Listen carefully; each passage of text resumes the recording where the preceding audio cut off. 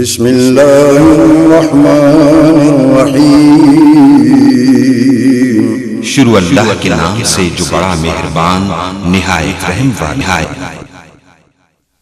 الحمد للہ وحدہ والصلاة والسلام علی من لا نبی بعدہ، اما بعد فاعوذ باللہ من الشیطان الرجیم، بسم اللہ الرحمن الرحیم۔ یا ایھا الذین آمنوا ادخلوا فی السلم کافۃ ولا تتبعوا خطوات الشیطان انہ لکم عدو مبین۔ وقال اللہ تبارک وتعالی یا ایھا الذین آمنوا هل ادلکم علی تجارۃ تنجیکم من عذاب علیم۔ دنیا میں دو طرح کے انسان ہوتے ہیں۔ ایک وہ ہوتے ہیں جو اپنے رب کو، خالق کو، مالک کو مانتے ہیں، اور ایک وہ ہوتے ہیں جو انکار کرتے ہیں۔ جو ماننے والے ہیں ان کی پھر دو قسمیں ہوتی ہیں۔ کچھ کما حقہ مانتے ہیں، جیسے اللہ کو ماننے کا حق ہے، اور کچھ وہ ہوتے ہیں جو ان کا ماننا نہ ماننا بالکل برابر ہوتا ہے، لیکن مسلمان کہلاتے ہیں۔ اللہ رب العالمین نے ان لوگوں کے لیے جو مسلمان کہلاتے ہیں ایک طویل سلسلہ چلایا انبیاء کا کہ وہ جا کے ان کی اصلاح کریں، اور جو کفر میں ہیں ان کو بھی دعوت دیں تاکہ وہ بھی اسلام میں آئیں، جہنم کی راہ سے بچیں اور جنت کی راہ اختیار کریں۔ میں آخر میں کچھ معروضات آج کی تقریب کے حوالے سے بھی کروں گا۔ آخر میں اس لیے کہہ رہا ہوں کہ شاید کچھ لوگ جو ابتدا میں نہیں آ سکتے وہ آخر میں آتے ہیں، تو انشاءاللہ وہ بھی اس میں شریک ہو جائیں گے۔ انبیاء کا جو طویل سلسلہ اللہ نے چلایا وہ ہماری اصلاح، ہماری فلاح، ہماری بہبود کے لیے اللہ رب العالمین نے چلایا۔ قرآن مجید نے ایک عجیب بات فرمائی، وہ بات یہ کہ فَمَنْ زُحْزِحَ عَنِ النَّارِ وَأُدْخِلَ الْجَنَّةَ فَقَدْ فَازَ۔ آج ہم کامیابی کس کو سمجھتے ہیں؟ اللہ تعالیٰ نے دو لفظوں میں بیان کر دیا۔ فرمایا کہ جو دوزخ سے بچا لیا گیا، جنت میں داخل کر دیا گیا، وہی کامیاب ہے، باقی سارے ناکام۔ تو اس سے یہ اندازہ ہوا کہ ہمارا دنیا میں آنے کا مقصد دوزخ سے بچنا اور جنت میں جانا ہے۔ یہ کیسے ہوگا؟ یہ دنیا میں رہ کر ہم نے فیصلہ کرنا ہے۔ ہر راستہ جنت کو نہیں جاتا۔ جیسے مثال کے طور پر آپ یہاں سے اگر اسلام آباد جانا چاہتے ہیں تو اکاڑا سے جتنی سڑکیں نکل رہی ہیں وہ ساری اسلام آباد نہیں جاتی، اور دنیا اس کو بے وقوف سمجھے گی جو یہ سمجھے کہ میاں جو بھی سڑک جا رہی ہے، جس پر بھی گاڑی کو لے دوڑاؤ اسلام آباد ہی پہنچو گے، وہ بے وقوف شخص ہے۔ اسی لیے مسلمان کا یہ سمجھ لینا کہ جتنے بھی راستے جا رہے ہیں سارے جنت کے مین گیٹ پہ ہی جا رہے ہیں، یہ بے وقوفی ہے۔ جہنم کے راستے بہت ہیں، جنت کا راستہ صرف ایک ہے، اور وہ صرف وہی راستہ ہے جو محمد الرسول اللہ صلی اللہ علیہ وسلم نے اختیار کیا۔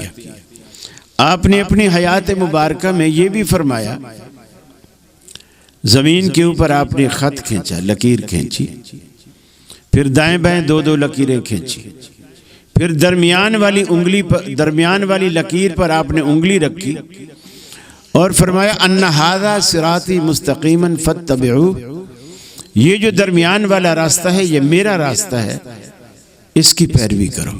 ولا تتبعوا السبل، اور یہ جو دائیں بائیں راستے چار نکل رہے ہیں ان کی پیروی نہ کرو۔ کیوں نہ کرو؟ فتفرق بکم عن سبیلہ، یہ تمہیں میرے راستے سے جدا کر دیں گے۔ نکلے میرے راستے سے ہیں لیکن ختم میرے راستے کی خاتمے والی جگہ پر نہیں ہو رہے، ان کے راستے بالکل الگ جا رہے ہیں، اور جتنا لمبے ہوتے چلے جائیں گے میرے راستے سے دور ہوتے چلے جائیں گے۔ اس لیے فرمایا ان کی پیروی نہ کرو، صرف درمیان والا جو میرا راستہ ہے اس کی پیروی کرو۔ اس کے لیے ہمیں دنیا میں رہتے ہوئے دو کام کرنے ہیں۔ ایک تو ہم نے لوگوں کو دعائیں دینی ہے، دوسرا لوگوں کی ذہن سازی کرنی ہے۔ یہ ایک کام جو اکثر لوگ نہیں کرتے، وہ ذہن سازی نہیں کرتے، فتوے بازی کرتے۔ مثلا یہ کافر، وہ کافر، یہ فلاں، وہ فلاں، ذہن نہیں بناتے۔ نبی کریم صلی اللہ علیہ وسلم، مسند احمد کی روایت ہے، آپ مسجد میں تشریف فرما تھے، ایک شخص نوجوان بالکل آپ کی طرح کا ینگ کھڑا ہوا بھری مسجد میں، نبی کریم کے سامنے ایک سوال کیا اس نے، اور وہ سوال ایسا تھا جو مسجد میں تو کیا باہر بھی نہیں کیا جا سکتا، لیکن اس نے مسجد میں کیا، رسول اللہ کی مجلس میں کیا۔ اور وہ سوال یہ تھا کہ یا رسول اللہ صلی اللہ علیہ وسلم، میں آپ کی ہر بات مانوں گا، جو کہیں گے مانوں گا، لیکن آپ میری صرف ایک بات مان لیں۔ میں آپ کی ہر بات مانوں گا، آپ میری صرف ایک بات مان لیں۔ وہ بات صرف یہ ہے کہ مجھے زنا کی بہت لت پڑی ہوئی ہے، میں اسے نہیں چھوڑ سکتا، آپ مجھے اس کی اجازت دے دے، باقی جو مرضی آپ کہیں گے میں کروں گا۔ صحابہ کرام نے وہ جو کھڑے تھے نوجوان، اس کا قمیص کا دامن جو نیچے لٹکا ہوا تھا اس کو پکڑ کے نیچے کی طرف کھینچ کر اسے بٹھانے کی کوشش کرنے لگے۔ نبی کریم صلی اللہ علیہ وسلم نے دیکھا، بعض دفعہ ایسا ہوتا ہے کہ آپ کسی کلینک پہ جاتے ہیں اور ڈاکٹر نمبر وائز ہر کسی کو پہلے ٹوکن لیا ہوتا ہے، اس کے مطابق بلا رہا ہوتا ہے۔ بعض ایسا ایمرجنسی کیس آ جاتا ہے کہ ڈاکٹر خود لوگوں سے کہہ دیتا ہے کہ اسے راستہ دو، اس مریض کو راستہ دو، چونکہ یہ بہت سیریس ہے، کہیں ایسا نہ ہو ایکسپائر ہی ہو جائے، اس کو فوراً پہلے اندر بلاتا ہے۔ نبی کریم نے اس کے سوال سے اندازہ لگا لیا کہ کیس سیریس ہے۔ آپ نے صحابہ سے کہا اسے بٹھاؤ نہیں، میرے پاس آنے دو۔ وہ اللہ کے رسول کے پاس آیا، آپ صلی اللہ علیہ وسلم نے اس کی کندھے پر شفقت سے، محبت سے، جیسے ایک مہربان باپ اپنی بگڑی ہوئی اولاد کو نصیحت کرتا ہے، اس انداز میں آپ نے اس کے کندھے پہ ہاتھ رکھا اور ایک سوال کیا۔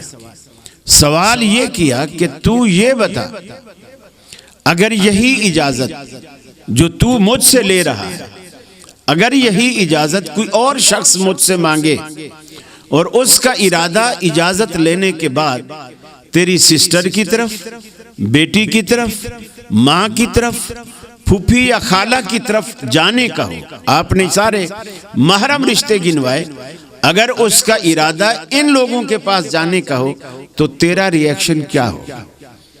اس نے کہا یا رسول اللہ میں تو ایسا کر دوں گا، ویسا کر دوں گا۔ آپ نے فرمایا تیرے رشتے کوئی آسمان سے اترے ہیں؟ تیرے رشتے رشتے ہیں، دوسروں کے رشتوں کی کوئی عزت نہیں۔ اپنا خون تو خون ہے، دوسروں کا خون پانی، اپنا غم تو غم ہے، دوسروں کا غم کہانی۔ آپ نے فرمایا وہ بھی تو کسی کی بہن ہوگی جس کے پاس تو جائے گا، کسی کی بیٹی ہوگی، کسی کی ماں ہوگی، کسی کی پھپھو یا خالہ ہوگی، وہ بھی تو اسی طرح مقدس رشتے ہیں۔ تو یہ کیوں بھول رہا ہے کہ رشتے تو سب کو عزیز ہوتے ہیں، بلڈ سب کو پیارا ہوتا ہے، تو اپنے بارے میں ایسا سوچتا ہے۔ یہ بات اس کے دل کو ایسی نشانے پہ جا کے لگی۔ اب آپ نے دیکھا کہ تیر نشانے پر لگ چکا ہے تو اب آپ نے باقی کا کام دعا سے کیا، جو آج کل ہم لوگ نہیں کرتے۔ آپ نے دعا سے کام کیا۔ وہ دعا کیا دی؟ اسے 3 دعائیں دی۔ کمر پہ ہاتھ پھیرا اور پہلی دعا یہ دی، اللہم اغفر ذنبہ، اللہ اس کے گناہوں کو معاف کر دے۔ دوسری دعا دی، طہر قلبہ، اللہ اس کے دل کو پاک کر دے، جو گناہوں کی دلدل میں اتنا ڈوب چکا ہے اس کو پاک کر دے۔ تیسری اور آخری دعا یہ دی، احسن فرجہ، اللہ اس کی عزت، عصمت، آبرو کی تو حفاظت فرما۔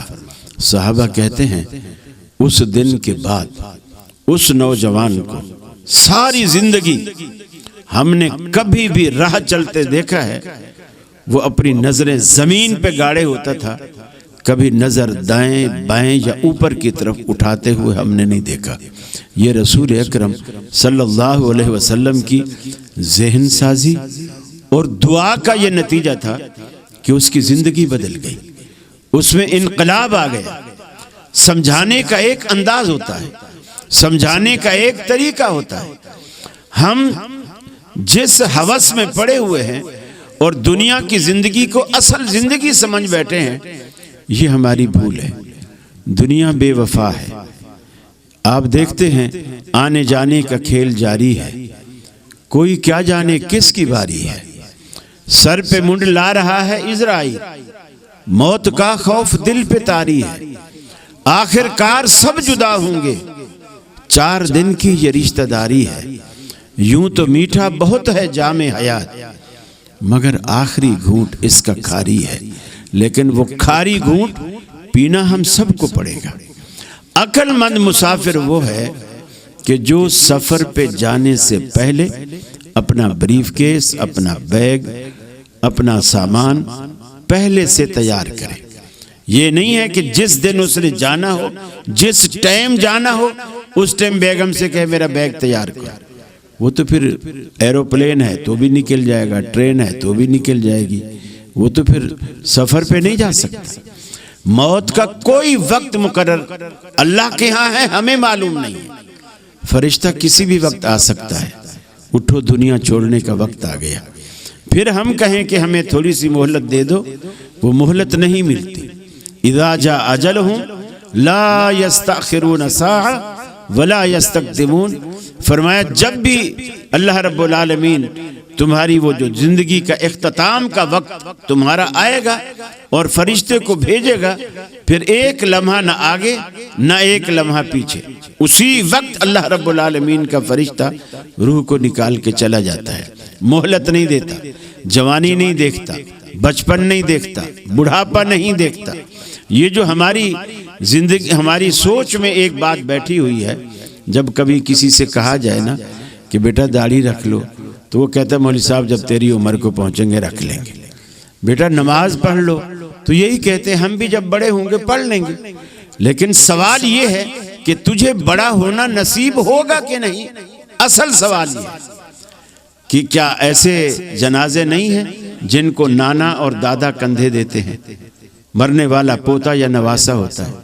ہم روز زندگی میں دیکھتے ہیں کہ نانا اور دادا موجود ہوتے ہیں اور وہ کلیاں بن کھلے مرجھا جاتی ہیں اور وہ ان کو کندھے دے رہے ہوتے ہیں، اپنے ہاتھوں سے ان کی قبروں پہ مٹی ڈال رہے ہوتے ہیں۔ اور کتنے پوتے نواسے ہیں جو نانا اور دادا کو رخصت کرتے ہیں۔ تو اس کے لیے کوئی ایج نہیں ہے۔ بعض بچے ابھی دنیا میں آتے ہیں، ایک چیخ صرف جو پیدائش کے وقت بچہ روتا ہے، جو زندگی کی علامت ہوتی ہے، وہ نکالتا ہے اور اس کے بعد سانس بند، اس کے بعد ختم۔ بعض تو ماں کے بطن سے ہی مرے ہوئے باہر آتے ہیں۔ اللہ رب العالمین نے کسی کو دنیا میں آنے کا کتنا موقع دیا، کسی کو کتنا موقع دیا، یہ معاملے نہیں۔ میرے بھائی، نبی کریم صلی اللہ علیہ وسلم نے ہمارے لیے ایک عجیب اسوہ چھوڑا ہے، اور اسی اسوے کو اللہ رب العالمین قرآن میں کہتا ہے لَقَدْ كَانَ لَكُمْ فِي رَسُولِ اللَّهِ أُسْوَةٌ حَسَنَةٌ، کہ تمہارے لیے نبی مکرم صلی اللہ علیہ وسلم کی زندگی بہترین نمونہ ہے۔ آپ کی زندگی بہترین نمونہ ہے۔ یہ ایک ایسی مثال ہے، ایسا سیمپل ہے کہ اس کو دیکھ کر آپ نے زندگی گزارنی ہے اور اسی کو اللہ رب العالمین آگے قبول کرے گا۔ اگر اس کے مطابق زندگی نہیں ہے، دیکھیے بہت ساری باتیں ایسی ہوتی ہیں، اللہ تعالیٰ آپ کی دعاؤں کو، آپ کی گزارشات کو، آپ کی معروضات کو ہر وقت سنتا ہے، ہر وقت سنتا ہے۔ حالانکہ دنیا میں نماز کا ایک وقت ہے، روزے کا ایک وقت ہے، حج کا بھی ایک وقت ہے، ایک مہینہ ہے، ایک سیزن ہے، تاریخیں ہیں، مقرر ہیں۔ روزے کا بھی یہ اتنے بجے رکھنا ہے، اتنے بجے کھولنا ہے، مہینہ بھی ایک مقرر ہے۔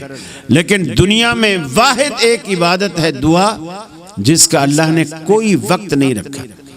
اس لیے نہیں رکھا، جیسے بعض کلینک آپ نے دیکھا ہوگا، ہاسپٹل 24 گھنٹے سروس آپ کو دیتے ہیں۔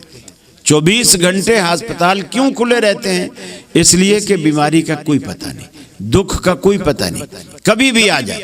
اللہ رب العالمین نے 24 گھنٹے آپ کے لیے کھلے رکھے ہیں، اس لیے کہ حاجت کا، ضرورت کا کوئی پتہ نہیں کسی کو کب پیش آ جائے اور کب اللہ رب العالمین کے حضور درخواست کر ڈالے۔ اور پھر ہمارے ذہنوں میں شیطان نے یہ بات ڈال رکھی ہے کہ ہم تو اتنے گناہگار ہیں اور وہ ہماری کہاں سنے گا، ہماری کہاں سنے گا، ہم گناہگار ہیں، ہماری کہاں سنے گا۔ اللہ رب العالمین کہتا ہے ادعونی استجب لکم، میرے بندو مجھے پکارو، میں تمہاری دعاؤں کو قبول کرتا ہوں۔ اللہ نے تو کہیں اور کبھی نہیں کہا کہ نیکیاں لے کر آؤ گے تو میں دعا قبول کروں گا، اگر گناہ کر کے آؤ گے تو میں نہیں قبول کروں گا۔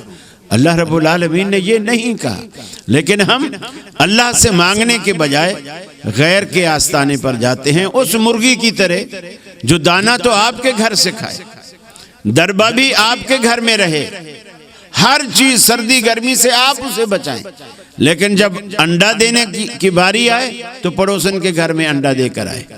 اسے کون پسند کرے گا؟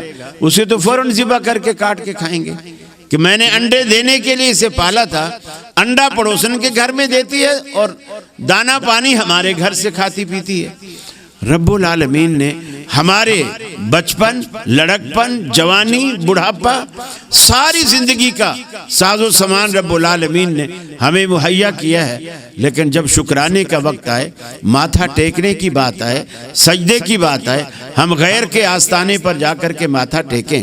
اللہ رب العالمین کو بھی غیرت آتی ہے کہ میرا بندہ جب ساری نعمتیں میری یوز کرتا ہے تو پھر غیر کے آستانے پر جا کر کے ماتھا کیوں ٹیکتا ہے، غیر کے آستانے پر اپنی جبین نیاز کیوں جھکاتا ہے۔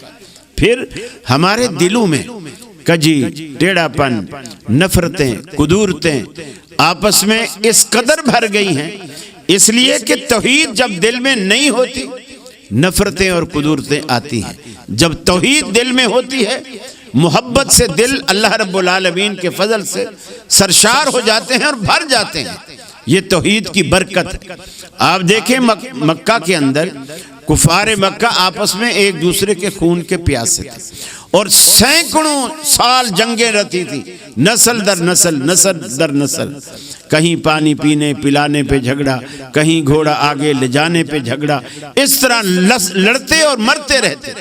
لیکن جب اسلام آیا، توحید کی دعوت دی، اللہ رب العالمین نے اپنے فضل سے ان کو شیر و شکر بنا دیا۔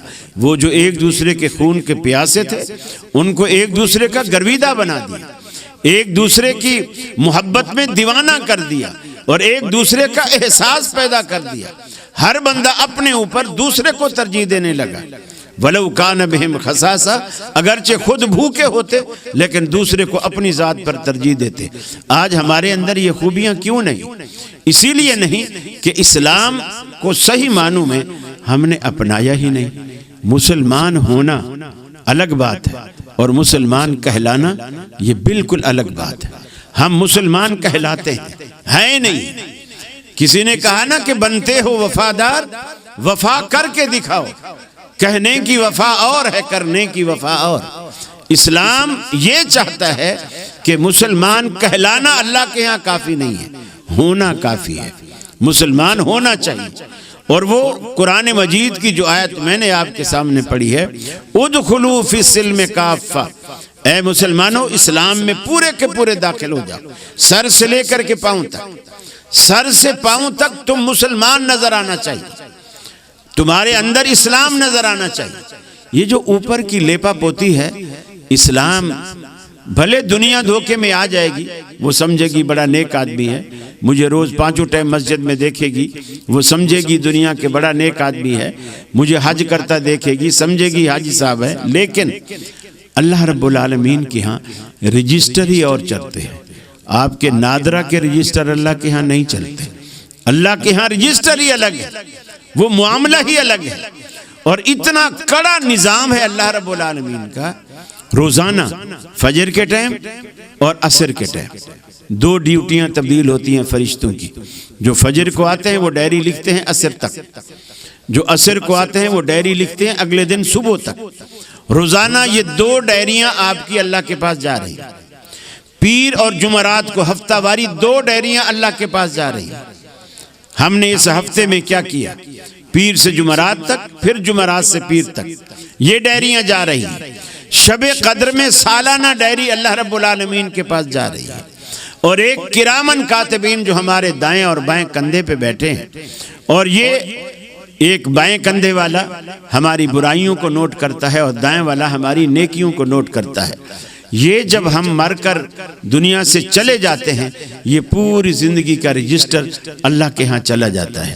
اتنا کڑا نظام ہے، جس طرح اب آپ ویڈیو بنا رہے ہیں اور ساری دنیا دیکھ رہی ہے، اب ایک دفعہ اس کے اندر یہ چیز سیو ہو گئی، اب میں یہ انکار نہیں کر سکتا کہ میں نے یہ بات کہی یا نہیں کہی، میں نے یہ کام کیا یا نہیں کیا۔ اگر میں نے کہہ بھی دیا تو لوگ کہیں کہ میاں ریورس کر کے دیکھ لو، کیمرے میں سب کچھ محفوظ ہے۔ یہ ایک الگ بات ہے کہ ہم اللہ سے اس طرح نہیں ڈرتے، جس طرح دیوار پہ کہیں لکھا ہو نا، خبردار اللہ تمہیں دیکھ رہا ہے۔ وہ 10 روپے کا نوٹ بھی پڑا ہو نا، اور اوپر لکھا ہو کہ خبردار اللہ تمہیں دیکھ رہا ہے، تو وہ فوراً اٹھا لے گا کہ اللہ دیکھ رہا ہے تو اس سے کیا فرق پڑتا ہے، اس سے کیا فرق پڑتا ہے۔ اور اگر 500 کا نوٹ پڑا ہو اور لکھا ہو کہ خبردار کیمرے کی آنکھ تجھے دیکھ رہی ہے، وہ جھکے گا بھی نہیں، کہ یہ تو لوگ کہیں گے کیا یہ تو چور ہے، وہ تو ساری چیز محفوظ ہو جائے گی۔ یعنی اللہ پر اتنا یقین ہی نہیں ہے کہ رب العالمین ہمیں دیکھ رہا ہے، پھر ہم کس توقع سے، کس منہ سے رب العالمین سے کہیں گے اللہ ہمیں بخش دے، ہمیں معاف فرما۔ ہمارے دل میں تو ڈر ہی نہیں ہے۔ یہ ڈر وہ واحد چیز ہے جو آپ کی زندگی کو ایسا سنوار دیتا ہے، ایسا سنوار دیتا ہے، دنیا کا ہر خوف آپ کے دل سے نکال دیتا ہے جب آپ کے دل میں اللہ کا ڈر آ جاتا ہے۔ چونکہ بڑا خوف جو ہوتا ہے وہ چھوٹے خوفوں کو کھا جاتا ہے۔ اللہ کی ذات بڑی ہے، جب آپ اس سے ڈرنے والے بن جاتے ہیں، چھوٹے موٹے خوف خود بخود نکل جاتے ہیں، اس کی کوئی پرواہ نہیں ہوتی۔ نبی کریم صلی اللہ علیہ وسلم راتوں کو اٹھتے، نفل پڑھتے، تہجد پڑھتے، روتے، اللہ کے آگے گڑ گڑاتے، اللہ سے مانگتے۔ اللہ کے رسول فرماتے ہیں میں ہر روز اکثر من 70 مرتن، میں 70 سے زیادہ مرتبہ اللہ سے توبہ کرتا ہوں، استغفار کرتا ہوں، حالانکہ آپ کے دامن میں نہ کوئی داغ تھا، نہ کوئی گناہ تھا، نہ کوئی جھول تھا، نہ کوئی عیب تھا، اس کے باوجود اللہ رب العالمین سے 70 سے زیادہ مرتبہ آپ استغفار کرتے ہیں۔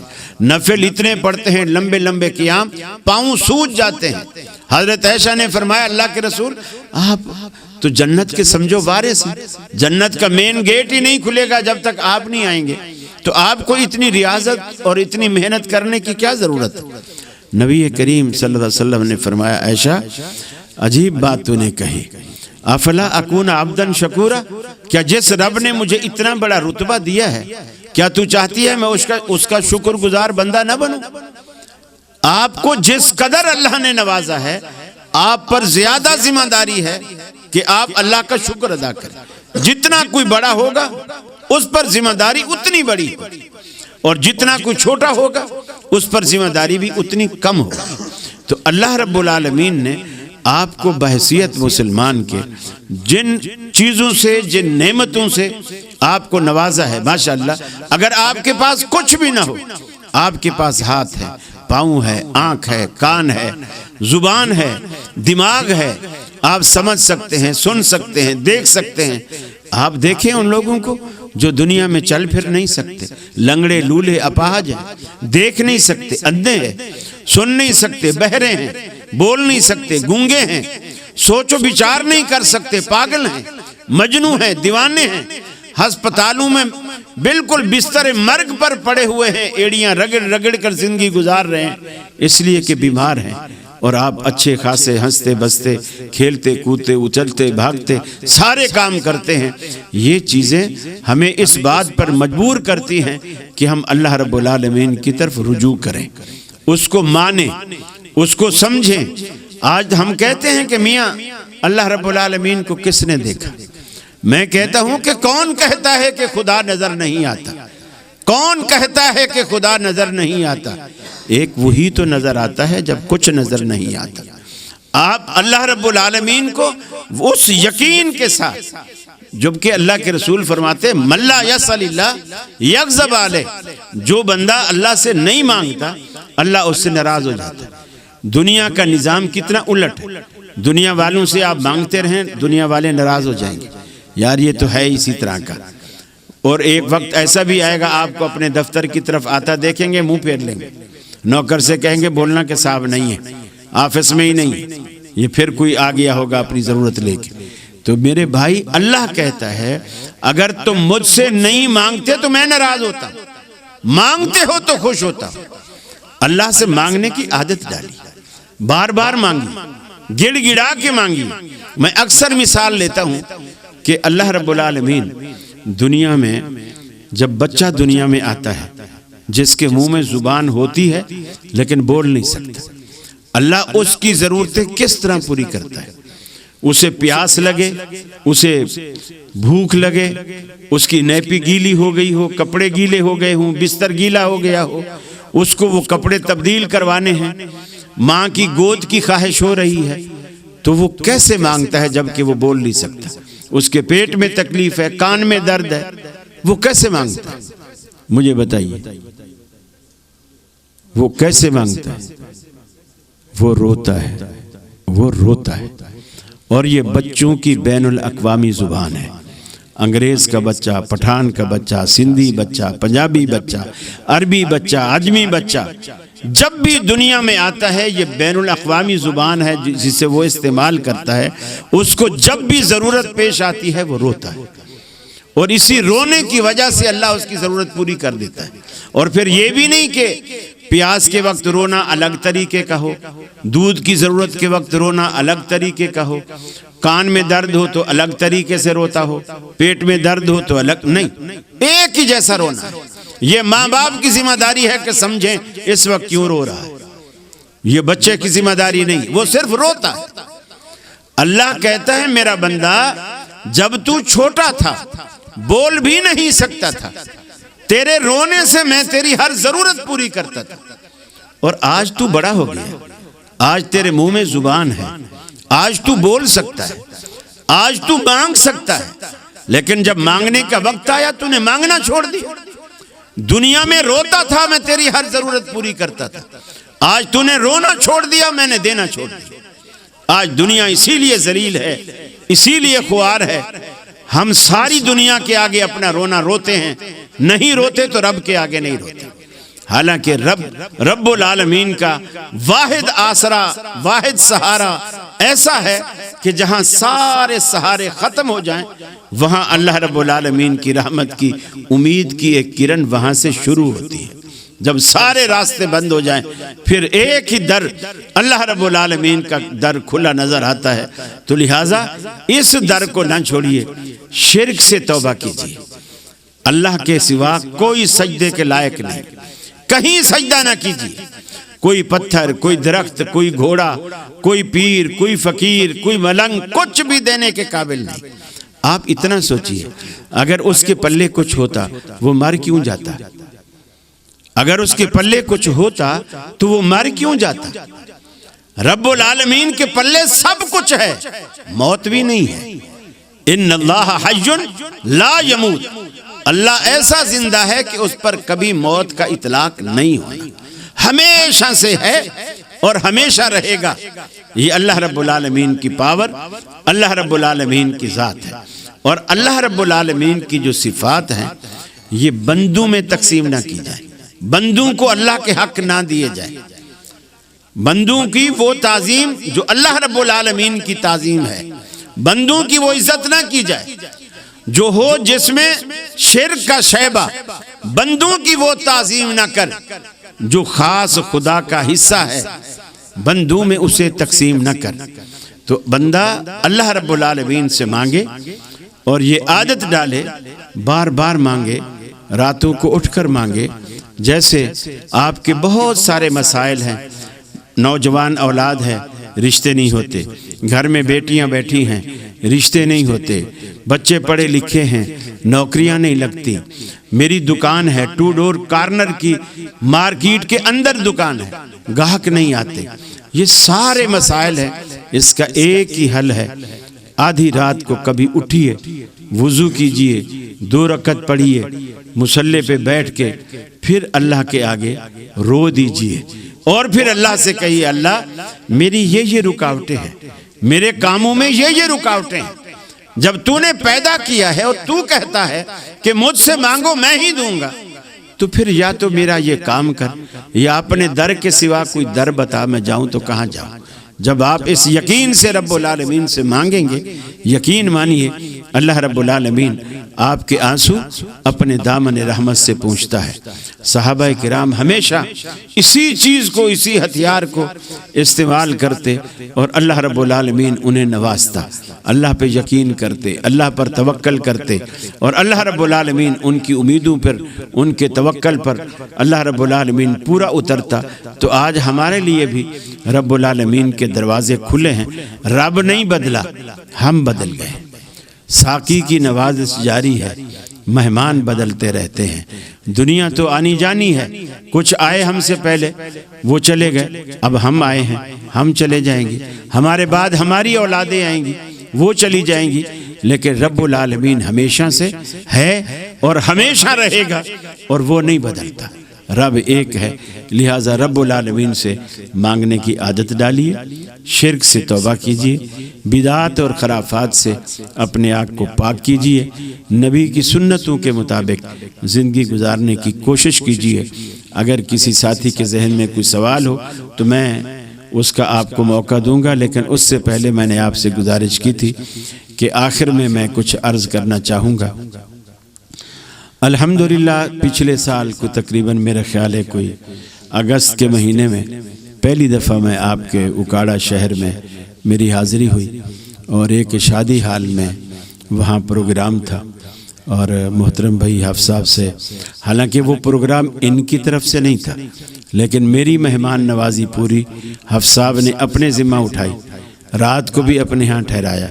یقین مانیے اگلے دن، میں ان کے منہ پہ نہیں کہنا چاہیے، میں ان کے اخلاص سے، ان کے خلوص سے، ان کے اخلاق سے اس قدر متاثر ہوا کہ دوسرے دن جب یہ مجھے چھوڑنے گئے، پتوکی کے کچھ ساتھی مجھے لینے آئے تھے اور یہ مجھے راستے تک ڈراپ کرنے گئے، اور میں جب گاڑی سے نکل کر ملا تو یقین مانیے میں نے پہلا جملہ منہ سے یہی کہا کہ میں دل چوروں کے شہر سے رخصت ہو رہا ہوں۔ یعنی بندہ پہلی ملاقات میں دل کو جیت لے، اصل دنیا میں آنے اور رہنے کا مزہ ہی یہی ہے کہ آپ ایسا اپنے آپ کو پیش کریں جیسے اللہ کے رسول نے فرمایا کہ اگر آپ کچھ نہیں دے سکتے، آپ غریب ہو، کچھ نہیں دے سکتے، تو کم از کم جو آپ سے ملنے آیا ہے اسے ملتے وقت اپنے چہرے پر، اپنی پیشانی پر تھوڑی سی مسکراہٹ بکھیر دیجیے، اسے یہ احساس دیجئے کہ اس کے آنے سے آپ کو خوشی ہوئی ہے۔ بس یہ اتنا بڑا گفٹ ہے، اس سے بڑا گفٹ کوئی نہیں۔ اور الحمدللہ میں نے وہ چیز حافظ صاحب میں الحمدللہ یہ صرف دین کی برکت سے، دین کی وجہ سے اللہ تعالیٰ نے ان کو ودیعت فرمائی ہے، اور آپ دینداروں سے جب جڑے رہتے ہیں، دینداروں سے ملتے ہیں، اللہ رب العالمین وہ نیک اوصاف ان کی صحبت کی وجہ سے آپ کے اندر بھی پیدا فرماتا ہے۔ اور آج کی تقریب بھی میں انتہائی شکر گزار ہوں، تمام اہل اکاڑا کا حافظ صاحب کی وجہ سے، ان کی وساطت سے میں تمام اہل اکاڑا کا شکر گزار ہوں۔ آپ نے مجھے یہاں عزت دی، اگرچہ اس کا باعث محترم حافظ صاحب بنے ہیں۔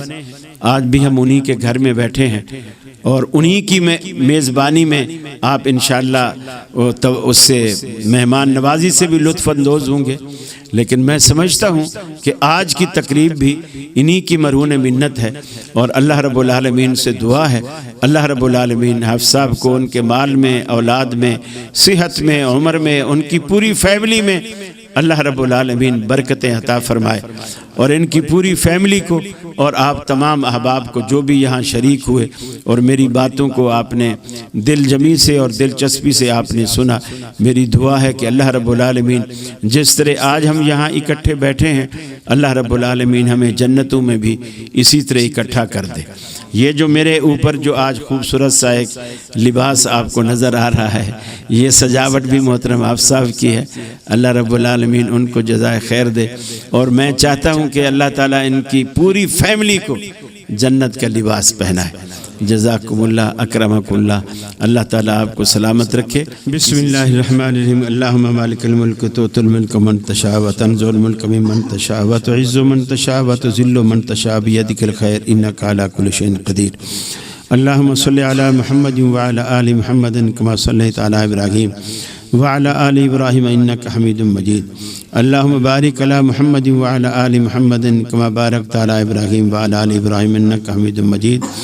یا قاضی الحاجات اقض حاجاتنا، اللہم الف بین قلوبنا واصلح ذات بیننا، اللہم اصلح لنا شأننا کلہ لا الہ الا انت۔ اے الہ العالمین، تمام بیماروں کو شفاء کاملہ عاجلہ نصیب فرما۔ اللہ تمام پریشان حالوں کی پریشانیاں دور فرما۔ اللہ رات کے ان لمحات میں تیری دربار میں جس نے بھی ہاتھ اٹھا رکھے ہیں، اللہ ان کی جھولیاں بھر دے۔ اللہ ان کی نیک تمنائیں، ان کی مرادیں پوری فرما۔ اللہ ان کی دلی تمنائیں پوری فرما۔ اللہ تمام مسلمان ماں باپ کو ان کے بچوں اور بچیوں کی خوشیاں دیکھنی نصیب فرما۔ اللہ تمام مسلمان بچوں کو ماں باپ کی آنکھوں کی ٹھنڈک بنا، ان کے بڑھاپے کا سہارا بنا، ان کی آخرت کا ذخیرہ بنا۔ اے الہ العالمین، ہمارے بڑے بزرگ جو توحید پہ فوت ہو گئے، اللہ ان کی مغفرت فرما۔ اللہ انہیں کروٹ جنت نصیب فرما۔ اللہ انہیں عذاب قبر اور عذاب جہنم سے محفوظ فرما۔ اللہ ہمیں بھی جب تک دنیا میں رکھے اسلام اور ایمان پہ قائم رکھ۔ اللہ مرتبہ کلمہ نصیب فرما۔ اپنے نبی کے دست مبارک سے آب کوثر نصیب فرما۔ اپنے نبی کی شفاعت نصیب فرما۔ اللہ ہم سب کے مقدر میں تو نے جتنی بھلائیاں لکھ رکھی ہیں وہ سب ہمیں نصیب فرما، اور ہمارے مقدر میں تو نے جتنا شر لکھ رکھا ہے اس سے ہمیں محفوظ فرما۔ اے الہ العالمین، محترم بھائی حافظ سلیم صاحب جنہوں نے یہ مل بیٹھنے کا ایک بہانہ تلاش کیا اور بہانہ بنایا، اے الہ العالمین ان کی کوششیں، ان کی کاوشیں اپنی جناب میں قبول و مقبول فرما۔ اللہ ان کی کوششیں اپنی جناب میں قبول و مقبول فرما۔ اے الہ العالمین، جو لوگ بھی یہاں بیٹھے ہیں تیرے دین کے سننے کے لیے، سمجھنے کے لیے آئے ہیں، الہ العالمین ان کی تمام فیملیوں کی بھی دلی مرادیں پوری فرما۔ ہمارا آنا، ہمارا بیٹھنا اپنی جناب میں قبول و مقبول فرما۔ آمین لالک آمین۔ اللہ ہم سب کی زندگیوں میں صحت اور عافیت اور ایمان کی سلامتی کے ساتھ برکتیں عطا فرما۔ اللہ ہم سب کی زندگیوں میں صحت اور ایمان کی سلامتی کے ساتھ برکتیں عطا فرما، درازی عمر نصیب فرما۔ آمین لالک آمین۔ صلی اللہ تعالی علی خیر خلقی محمد و آلہ و صحبہ اجمعین برحمتک یا ارحم الراحمین۔ بہت شکریہ محترم۔